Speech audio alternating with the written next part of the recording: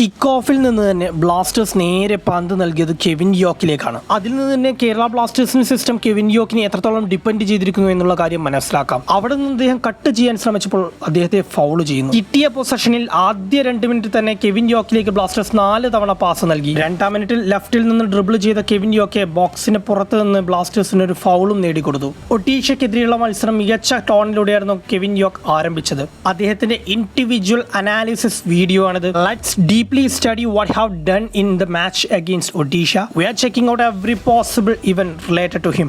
Analysis സോഫ്റ്റ്വെയറിലെ വിഷ്വൽസിലേക്ക് പോകാം. 6-ാമത്തെ മിനിറ്റിൽ ഒഡീഷയുടെ ഒരു ലോങ് ബോൾ സഹീഫ് അത് ഹെഡ് ചെയ്ത് കെവിൻ യോക്കിലേക്ക് നൽകുന്നു. കെവിൻ യോക്ക് അത് ഷീൽഡ് ചെയ്ത് എയ്ബനിലേക്ക് നൽകുന്നു. എയ്ബൻ വളരെ നന്നായിട്ടാണ് ആ സിറ്റുവേഷൻ ഹാൻഡിൽ ചെയ്തത്. കെവിനെ കുറിച്ചുള്ള വീഡിയോ ആണ്, അല്ലെങ്കിൽ എയ്ബനെ ഇരുന്ന് അഭിനന്ദിച്ചേനെ. കെവിൻ യോക്ക് പാസ് ചെയ്ത ശേഷം വിങ്ങിലൂടെ റൺ എടുക്കുന്നു. എയ്ബൻ അദ്ദേഹത്തിലേക്ക് പാസ് ചെയ്യുന്നു. വീണ്ടും പന്തെടുത്ത് അകത്തേക്ക് കട്ട് ചെയ്ത് കയറുന്നു. അദ്ദേഹത്തെ മാർക്ക് ചെയ്യുന്ന കളിക്കാൻ അദ്ദേഹത്തിനെ ഫോളോ ചെയ്യുന്നുണ്ട്. മുമ്പിലേക്ക് പാസ് ചെയ്യാൻ സാധിക്കുന്നില്ല. ആ കളിക്കാർക്കിടയിലും വളരെ കൂളായിട്ട് അദ്ദേഹം പന്ത് ഹാൻഡിൽ ചെയ്ത ശേഷം ഫ്രെഡിയിലേക്ക് പന്ത് കൈമാറുന്നു. ഒഡീഷയ്ക്ക് ഇദ്ദേഹത്തെ ഡിസ്പോസസ് ചെയ്യാൻ കളിയിൽ സാധിക്കുന്നുണ്ടായിരുന്നില്ല.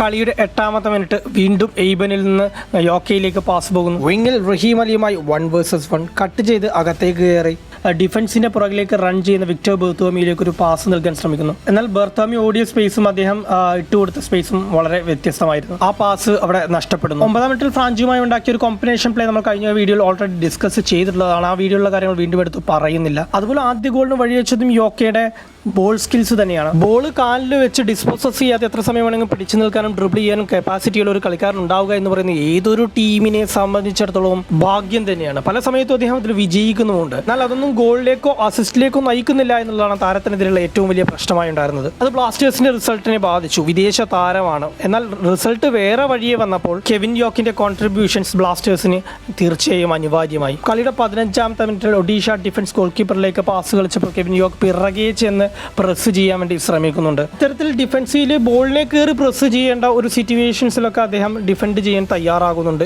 വിജയിക്കുന്നുണ്ട്. 16-ാം മിനിറ്റിൽ ബ്ലാസ്റ്റേഴ്സ് എതിർ ടീം ബോക്സിലേക്ക് പന്തെത്തിക്കുന്നു. അത് നഷ്ടപ്പെടുന്നു. ഒഡീഷ FC തിരിച്ചു കളിക്കുന്നു. തന്റെ തൊട്ടരികിലുണ്ടായ ഒഡീഷ FC താരത്തിലേക്ക് പന്തെത്തിയപ്പോൾ അദ്ദേഹം പന്തെടുത്ത് മുമ്പോട്ടേക്ക് പോകുമ്പോൾ കെവിൻ യോക്ക് പുറകെ ചെന്ന് ഫിസിക്കലി ചലഞ്ച് ചെയ്ത് അദ്ദേഹത്തെ പരാജയപ്പെടുത്തി പന്ത് സ്വന്തമാക്കുന്നു. ബ്ലാസ്റ്റേഴ്സിന് ഇത് ഒരു ഗുണകരമായി. ഓൺ ദി ബോളിൽ അദ്ദേഹം തന്നെയാണ് ബ്ലാസ്റ്റേഴ്സിന്റെ മികച്ച താരം. എന്നാൽ ഓഫ് ദി ബോളിൽ കളിയുടെ 34-ാമത്തെ മിനിറ്റ് ബികാഷിമിനത്തിൽ നിന്ന് നിഹാലിലേക്ക് പന്ത് വരുന്നു. ആ സമയം നമുക്ക് കെവിൻ യോക്കെ ലെഫ്റ്റ് വിങ്ങിൽ കാണാം. ബ്ലാസ്റ്റേഴ്സ് എതിർ ടീം ബോക്സിന്റെ അരികെ വരെ പന്തെത്തുന്നു. വിപിൻ ബോക്സിലേക്ക് എത്തുന്നതായിട്ട് നിങ്ങൾക്ക് കാണാം. എന്നാൽ കെവിൻ യോക്കെ വിങ്ങിൽ തന്നെ വൈഡായി നിൽക്കുകയാണ്. അദ്ദേഹം അറ്റാക്കിൽ പങ്കെടുക്കുന്നില്ല. അവിടുന്ന് അദ്ദേഹത്തിന്റെ തൊട്ടടുത്തുള്ള കളിക്കാരനിലേക്ക് പാസ് വരുന്നു. അതൊരു ഒഡീഷ FC അറ്റാക്കായി മാറുന്നു. എന്നാൽ അവിടെയും അദ്ദേഹം ഡിഫൻസിലും പങ്കാളിയാവുന്നില്ല. ഒഫൻസിൽ ഒരുപാട് ഡ്രിബിളിങ്ങൾ നടത്തുമ്പോൾ ഒബ്വിയസ്ലി ബോഡി ടയേർഡ് ആവും. സോ ഈ ടൈപ്പ് ഓഫ് പ്ലേയേഴ്സ് ചില ആക്ടിവിറ്റീസ് നിന്ന് ഒഴിഞ്ഞു നിൽക്കുന്നത് സ്വാഭാവികം മാത്രമായിട്ടുള്ള കാര്യമാണ്. എന്നാൽ എഫേർട്ട് ഇടാൻ പറ്റുന്ന സ്ഥലങ്ങളിൽ എഫേർട്ട് ഇടാതിരിക്കുന്നുണ്ടെങ്കിൽ അത് സ്വാഭാവികം എന്ന് പറഞ്ഞ് ഒഴിവാക്കാനും പറ്റില്ല. 35-ാമത്തെ മിനിറ്റിൽ എഗെയിൻ അദ്ദേഹത്തിന്റെ ഒരു 1 vs 1 നമുക്ക് കാണാം. പന്തെടുത്ത് വളരെ കൂളായിട്ടാണ് അദ്ദേഹം കട്ട് ചെയ്ത് ഒഡീഷ മിഡ്ഫീൽഡിലേക്ക് കയറുന്നത്. അവിടുന്ന് മിഡിലുള്ള ഫ്രാഞ്ചുവിലേക്ക് പന്ത് കൈമാറിയ ശേഷം വീണ്ടും അദ്ദേഹം അകത്തേക്ക് റണ്ണെടുക്കുകയാണ്. 40-ാമത്തെ മിനിറ്റ് സഹീഫിൽ നിന്ന് അദ്ദേഹത്തിലേക്ക് പാസ് വരുന്നു. എത്ര കൂളായിട്ടാണ് അദ്ദേഹം ഓപ്പൺ റൈറ്റ് ബാക്കിനെ ഷീൽഡ് ചെയ്ത് പിടിക്കുന്നത്. അതേസമയം അദ്ദേഹത്തിന് കട്ട് ചെയ്ത് അകത്തേക്ക് കയറാൻ വേണ്ടി വിപിൻ മോഹൻ്റെ ഒരു റൺ വിങ്ങിലേക്ക് നിങ്ങൾക്ക് കാണാം. ഒരു ഓഫ് ദി ബോൾ മൂവ്മെന്റ്. വിപിൻ്റെ ഒരു ഇൻഡിവിജ്വൽ വീഡിയോ ഓൾറെഡി നമ്മൾ സോൺ 14 ചാനലിൽ അപ്ലോഡ് ചെയ്തിട്ടുണ്ട്, ചെക്ക് ചെയ്യുക. സെയിം 43-ാമത്തെ മിനിറ്റിൽ യോക്കെ പന്തുമായിട്ട് 1 vs 1 ലെഫ്റ്റ് വിങ്ങിൽ. അതേസമയം വിപിനെ നിങ്ങൾക്ക് കാണാം. അദ്ദേഹം വിങ്ങിലേക്ക് ഡൗൺ ചെയ്ത് ഒരു റൺ എടുക്കുകയാണ്. അത് നോട്ട് ചെയ്ത് യോക്കെ അങ്ങോട്ടേക്ക് പാസ് ചെയ്യാൻ ശ്രമിക്കുന്നു. പക്ഷേ അതിൽ ടച്ച് കൊണ്ടുവരാൻ വേണ്ടി വിപിന് സാധിക്കുന്നില്ല. ആ പന്ത് മിസ്സാവുന്നു. ആദ്യ പകുതിയുടെ ഇഞ്ചുറി ടൈം ഫ്രാഞ്ചുവിലേക്ക് പന്തെത്തുന്നു. തന്നെ ഫുൾ ബാക്ക് പ്രസ് ചെയ്യാൻ വരുന്നതായിട്ട് നോട്ട് ചെയ്ത ഫ്രാഞ്ചു അദ്ദേഹം വെക്കേറ്റ് ചെയ്ത പൊസിഷനിലേക്ക് പന്ത് അടിച്ചിടുന്നു. അങ്ങനെ ഫ്രീ ആയി നിൽക്കുന്ന കെവിൻ യോക്കിലേക്ക് പന്തെത്തുന്നു. അങ്ങനെ വിങ്ങിൽ കംപ്ലീറ്റ്ലി ഫ്രീ ആയിട്ട് കെവിൻ യോക്ക് പാസ് സ്വീകരിക്കുന്നു. ബോക്സിലേക്ക് 3 ബ്ലാസ്റ്റേഴ്സ് കളിക്കാർ എത്തുന്നുണ്ട്.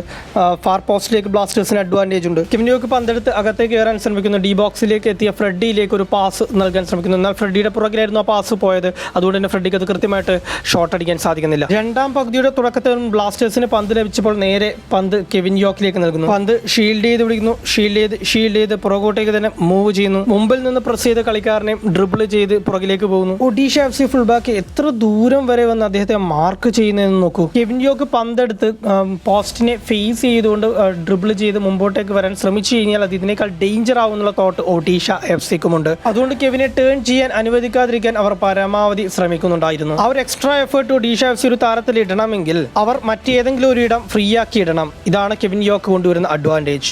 കളിയുടെ 51ാമത്തെ മിനിറ്റ് ഒഡീഷ FC റൈറ്റിലൂടെ നടത്തുന്ന attack. Odisha central back right ബാക്കിലേക്ക് പാസ് ചെയ്യുന്നു. ഇവിടെയാണ് ബ്ലാസ്റ്റേഴ്സിന്റെ ആ സൈഡിലെ ഡിഫൻസീവ് വീക്ക്നെസ് നമ്മൾ മനസ്സിലാക്കുന്നത്. ഇത് നമ്മൾ കഴിഞ്ഞ വീഡിയോയിലും പറഞ്ഞിട്ടുണ്ട്, പലതവണയായിട്ട് ഡിസ്കസ് ചെയ്തിട്ടുണ്ട്, വീണ്ടും പറയേണ്ട ആവശ്യമില്ല. എന്നാലും കെവിൻ യോക്ക് സഹീഫ് രണ്ടുപേർക്കെതിരെയുള്ള 2 vs 2-ൽ ഒഡീഷ FC വിജയിക്കുകയാണ് ചെയ്യാറുള്ളത്. ഒരു തവണ പന്തെടുത്ത് മുമ്പിലേക്ക് വന്നു കഴിഞ്ഞാൽ പിന്നെ കെവിൻ യോക്ക് തിരിച്ചു വന്ന് ഡിഫൻസിൽ പങ്കാളിയാവില്ല.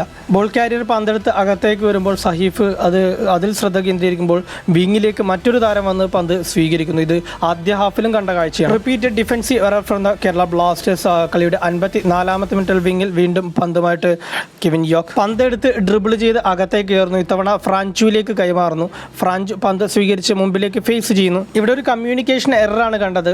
ഫ്രാഞ്ചു ഈ ഗ്യാപ്പിലൂടെ പാസ് ചെയ്യുകയും കെവിൻ യോക്ക് ഇതുവഴി ഓടി കയറി പന്തെടുക്കുകയും ചെയ്യുക എന്നുള്ളതായിരുന്നു പ്ലാൻ. രണ്ടുപേരും അത് മനസ്സിലാക്കി. കെവിൻ യോക്ക് അവിടെ റൺ എടുത്ത സമയത്ത് ഫ്രാഞ്ചു ഒരു സെക്കൻഡ് അവിടെ ഡിലേ ആക്കി.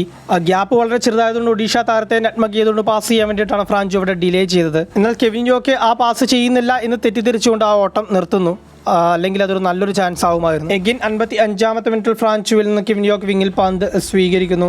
കട്ട് ചെയ്ത് അകത്തേക്ക് കയറുന്നു. ഇത്തവണ ഫ്രാഞ്ചുവിലേക്ക് പാസ് ചെയ്യുന്നില്ല. ഡ്രിബിൾ ചെയ്യാൻ ശ്രമിക്കുന്നിടയിൽ ഡിഫൻഡറുടെ കാലുകളിൽ തട്ടി പന്ത് ഒന്ന് ഔട്ട് ഓഫ് കൺട്രോൾ ആവുകയാണ്. പക്ഷേ തൊട്ടടുത്ത് നിന്ന ഒഡീഷ താരത്തെ ഷീൽഡ് ചെയ്ത് പിടിച്ചുകൊണ്ട് പന്ത് വീണ്ടും കെവിൻ യോക്ക് തന്നെ സ്വന്തമാക്കുന്നു. 3 ഒഡീഷ താരങ്ങൾക്കിടയിൽ സിംഹക്കുട്ടിയായിട്ട് അദ്ദേഹം നിൽക്കുന്നു. പന്ത് വലിച്ച് താഴേക്ക് കൊണ്ടുവന്ന് വീണ്ടും പോസ്റ്റിനെ ഫേസ് ചെയ്തുകൊണ്ട് നിൽക്കുന്നു. അവിടെയുള്ള 2 താരങ്ങളെയും കട്ട് ചെയ്ത് മുമ്പിലേക്ക് വരുന്ന എല്ലാ താരങ്ങളെയും കട്ട് ചെയ്ത് ഡി ബോക്സിലേക്ക് ഒരൊറ്റ പോക്കാണ്. എന്നാൽ അവിടെ നിന്ന് അദ്ദേഹം അടിച്ച ഷോട്ട് അത്ര വെയിറ്റ് ഉള്ളതായിരുന്നില്ല. അത് എളുപ്പത്തിൽ തന്നെ കളക്ട് ചെയ്യാൻ വേണ്ടിയിട്ട് ഗോൾ കീപ്പർക്ക് സാധിക്കുന്നു. 61ാമത്തെ മിനിറ്റിൽ വീണ്ടും എയ്ബനിൽ നിന്ന് അദ്ദേഹം പാസ് സ്വീകരിക്കുന്നു. മുമ്പിലുള്ള കളിക്കാരനെ ഫേസ് ചെയ്യുന്നു. ഇവിടെ അദ്ദേഹം കൃത്യമായിട്ട് തല നോക്കി റൈറ്റ് വിങ്ങിലുള്ള കളിക്കാരൻ ഫ്രീ ആണെന്ന് മനസ്സിലാക്കുന്നു. അവിടെ നിന്ന് റൈറ്റ് വിങ്ങിലുള്ള വിക്ടർ ബർത്താമിയിലേക്ക് ഒരു ലോങ് സ്വിച്ച്. അത് ആ ഒരു അറ്റാക്കിൽ വിക്ടറിന് കിട്ടാൻ പറ്റുന്ന ഏറ്റവും നല്ല സ്പേസിലാണ് പോയി പതിച്ചത്.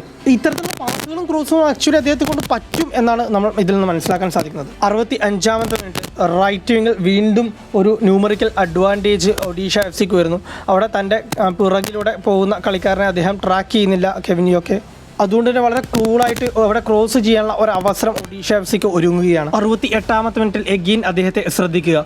ഇത്തവണ വിങ്ങിലുള്ള കളിക്കാരൻ്റെ പൊസിഷന് ആനുപാതികമായിട്ട് തന്നെയാണ് അദ്ദേഹം പൊസിഷൻ ചെയ്തിട്ടുള്ളത് ഇനീഷ്യലി. എന്നാൽ ആ സൈഡിലേക്ക് പന്ത് എത്തിയ സമയത്ത് അദ്ദേഹം ആ കളിക്കാരനെ ലീവ് ചെയ്തുകൊണ്ട് മുമ്പിലേക്ക് പ്രസ് ചെയ്യാൻ കയറുകയാണ്. ആ ഇട്ടാവട്ടത്ത് എവിടെയും മറ്റൊരു ഒഡീഷ കളിക്കാരനില്ല, റൈറ്റിൽ മാത്രമേ ഉള്ളൂ. അവിടെ ഈ ഒരു സെൻട്രൽ സ്പേസ് അദ്ദേഹം കവർ ചെയ്യുന്നതുകൊണ്ട് പ്രത്യേകിച്ച് കാര്യമൊന്നുമില്ല. ബെറ്റർ വിങ്ങിലേക്കുള്ള പാസിംഗ് ഓപ്ഷൻ കട്ട് ചെയ്യുക എന്നുള്ളതാണ്. അതാണ് ഇവിടെ മിസ്സിങ്ങും. So Odisha FC full back റൈറ്റിൽ നിന്ന് ക്രോസ് ചെയ്യുകയാണ്. ഭാഗ്യത്തിന് അതിന് ആക്യുറസി ഉണ്ടായിരുന്നില്ല. 68ാമത്തെ മിനിറ്റ് വിപിനിൽ നിന്ന് യോക്കയിലേക്ക് ലെഫ്റ്റ് വിങ്ങിലേക്ക് പാസ് എത്തുന്നു. സ്ട്രൈക്കർ പൊസിഷനിൽ അജിസലിനെ നിങ്ങൾക്ക് കാണാം. പന്തെടുത്ത് യോക്കെ ക്യാരി ചെയ്ത് മുമ്പോട്ടേക്ക് പോകാൻ ശ്രമിക്കുമ്പോൾ അജിസൽ താഴേക്ക് ഇറങ്ങി വന്ന ആ സ്പേസിലൂടെ ഓടിക്കയറാൻ വേണ്ടി ശ്രമിക്കുകയാണ്. ഇവിടെയാണ് അജിസലിന്റെ ആ ഇൻഎക്സ്പീരിയൻസ് നമ്മൾ കാണുന്നത്. ഇവിടെ യോക്കെ എന്തായാലും ഡ്രിബിൾ ചെയ്യാനേ പോകുള്ളൂ, അവിടെ ആ പാസ് ചെയ്യില്ല. അവിടെ സ്ട്രൈക്കർ എന്താണ് ചെയ്യേണ്ടത്? യോക്കെ പ്ലേയേഴ്സിനെ അട്രാക്ട് ചെയ്യുന്ന സമയത്ത് ഡിഫൻസിന്റെ പുറകിലേക്ക് സെൻട്രൽ ബാക്കുകൾക്ക് ഇടയിലൂടെ ഓടിക്കയറാൻ ശ്രമിക്കാം. അങ്ങനെയെങ്കിൽ കുറച്ചുകൂടെ ഡേഞ്ചർ ആയിട്ടുള്ള സ്പേസിൽ അദ്ദേഹത്തിന് പന്ത് ലഭിക്കാനുള്ള സാധ്യതയുണ്ട്. ഇവിടെ നേരത്തെ റൺ എടുത്ത അജിസൽ ഓഫ് സൈഡിലേക്ക് പോകുന്നു. Kevin okay already 1 vs 1 ഡ്രിബിളിംഗിലാണ്. അവിടുന്ന് ടാക്കിൾ ചെയ്യാൻ ശ്രമിച്ച ഹിതേഷിനെ കൂളായിട്ട് അദ്ദേഹം പരാജയപ്പെടുത്തുന്നു. അതിനുശേഷം വീണ്ടും 1 vs 1 ശ്രമിക്കുന്നു. പക്ഷേ അവിടെ ഓൾറെഡി ഫിൽഡ് ആയതുകൊണ്ട് അദ്ദേഹം ടേൺ ചെയ്ത് വീണ്ടും വിപിനിലേക്ക് തന്നെ പാസ് ചെയ്യുന്നു. അറ്റാക്ക് റീസ്റ്റാർട്ട് ചെയ്യാനുള്ള തീരുമാനമെടുക്കുന്നു. എന്നാൽ കെവിൻ യോക്കെ അജിസലിന് കൃത്യമായിട്ട് ത്രൂ ബോൾ കൊടുക്കുന്ന ഒരു സിറ്റുവേഷനും ഉണ്ട്. അത് കഴിഞ്ഞ വീഡിയോയിൽ ഓൾറെഡി നമ്മൾ ഡിസ്കസ് ചെയ്ത് കാണിച്ചു തന്നിട്ടുള്ളതാണ്, അതുകൊണ്ട് വീണ്ടും പറയുന്നില്ല. 90ാം മിനിറ്റിൽ വിപിനിൽ നിന്ന് അദ്ദേഹം വീണ്ടും ബോക്സിന് തൊട്ടുപുറത്തായിട്ട് പാസ് സ്വീകരിക്കുന്നു. ആക്ച്വലി അത് നല്ലൊരു പൊസിഷനായിരുന്നു.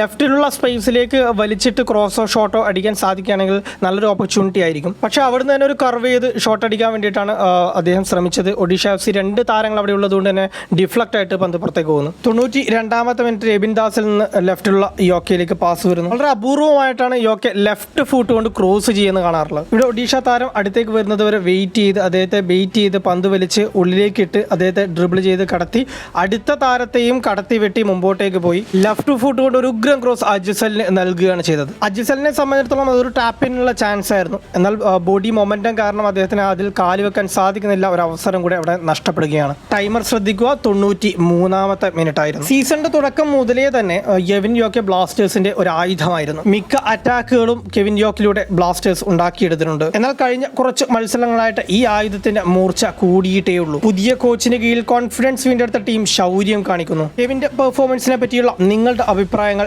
എന്തൊക്കെയാണ്? സീസൺ അവസാനിക്കാറായിരിക്കെ ഏറ്റവും വലിയ ചോദ്യം മുൻപിലുണ്ട്, ഇദ്ദേഹത്തെ നിലനിർത്തണോ വേണ്ടയോ എന്നുള്ളത്. ഒബ്വിയസ്ലി നോവ തിരിച്ചു വരുന്നുണ്ടെങ്കിൽ കെവിൻ യോക്കി വിടവാങ്ങുക തന്നെ ചെയ്യും. എന്താണ് കളിക്കാരനെ നിലനിർത്തുന്നതിനെ കുറിച്ചുള്ള നിങ്ങളുടെ ഒപ്പീനിയൻ? കമന്റ് ചെയ്യുക. വീഡിയോ അവസാനിക്കുന്നു. നന്ദി.